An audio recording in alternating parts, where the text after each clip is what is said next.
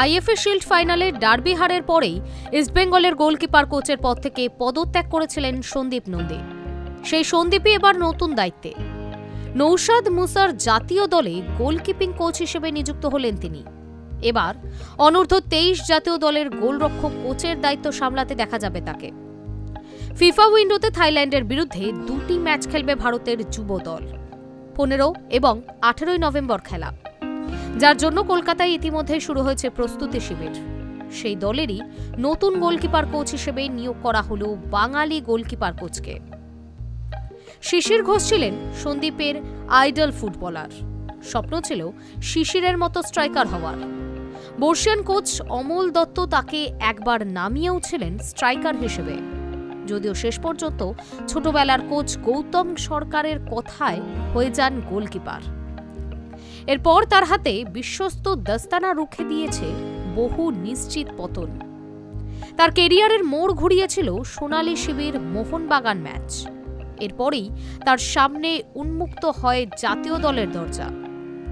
দেশের হয়ে খেলেছেন 54টি ম্যাচ। জাতীয় লীগ, আই লিগ সবই জিতেছেন তিনি। ইস্টবেঙ্গলের আসিয়ান কাপ জয়ী দলের সদস্যও ছিলেন তিনি। আর এবার তার সামনে নতুন চ্যালেঞ্জ। ফুটবলার হিসেবে দারুণ সফল সন্দীপ ইস্টবেঙ্গল ছাড়াও চুটিয়ে খেলেছেন মোহনবাগান, চার্চিল ব্রাদার্স, মাহিন্দ্রা ইউনাইটেডে। তাছাড়াও তার কোচিং কেরিয়ারও যথেষ্ট আলোকিত। অনেক ক্লাবে গোলকিপার কোচ হিসেবে কাজ করেছেন সুনামের সঙ্গে। সেই তালিকায় রয়েছে north east United, Mohammedan sporting, diamond Harbour FC, Rajasthan United. সেখান থেকে এই মরশুমের শুরুতেই গোলকিপার কোচ হিসেবে যোগ দিয়েছিলেন ইস্টবেঙ্গলে। কিন্তু লাল হলুদে কোচিং পর্ব তার সুখের ছিল না। শিল্ড ফাইনালের ডার্বিতে প্রভোসুখন গিলকে তুলে শুধুমাত্র টাই ব্রেকারের জন্য দেবজিৎ মজুমদারকে নামানো হয়, যা কাজে লাগেনি। সেটা ছিল সন্দীপেরই সিদ্ধান্ত। তা নিয়ে ক্ষোভ উগরে দেন অস্কার। যদিও সন্দীপের দাবি তিনি বারবার ক্ষমা চেয়ে নেন, কিন্তু তা সত্ত্বেও সুপার কাপের জন্য গোয়া যেতেই সব প্লেয়ারের সামনে সন্দীপকে অপমান করা হয়, আর তারপরই পদত্যাগের সিদ্ধান্ত।